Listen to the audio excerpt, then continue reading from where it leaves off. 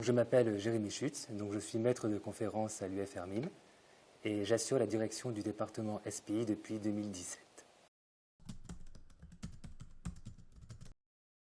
Donc le département SPI, donc Sciences pour l'ingénieur, regroupe 3 grands domaines, à savoir la mécanique matériaux, le génie civil et le génie industriel.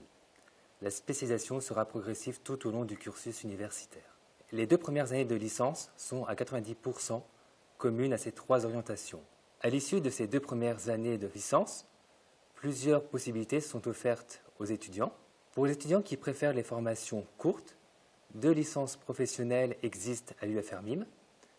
Nous avons la licence professionnelle hydraulique industrielle ou la licence professionnelle conception et optimisation des systèmes logistiques et industriels. Par contre, pour les étudiants qui se destinent à des études plus longues, différents masters sont proposés à l'Université de Lorraine. Pour les étudiants ayant une affinité pour le génie civil, la poursuite d'études est toute tracée avec le master de génie civil. En 5e année, les étudiants sont néanmoins invités à choisir une orientation parmi les 3 qui sont proposées.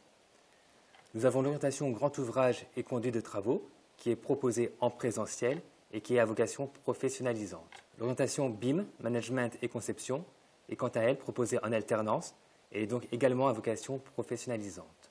Enfin, l'orientation comportement mécanique des géomatériaux et des structures est plutôt dédiée aux étudiants qui souhaitent poursuivre en doctorat.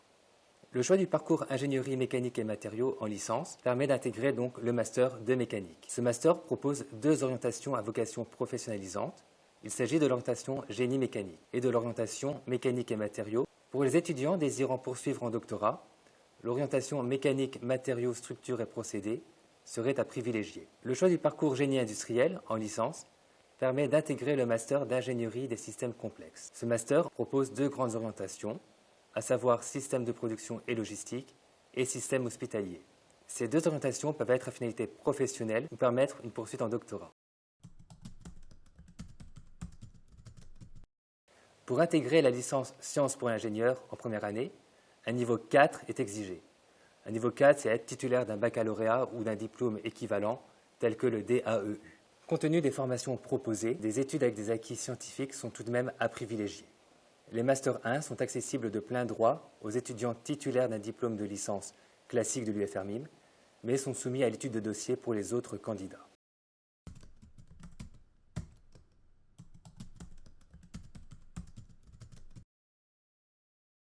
Sans surprise, travailler est la clé de la réussite. Cependant, j'ajouterai qu'une présence active au cours, une écoute attentive et un travail régulier vous permettront d'atteindre vos objectifs.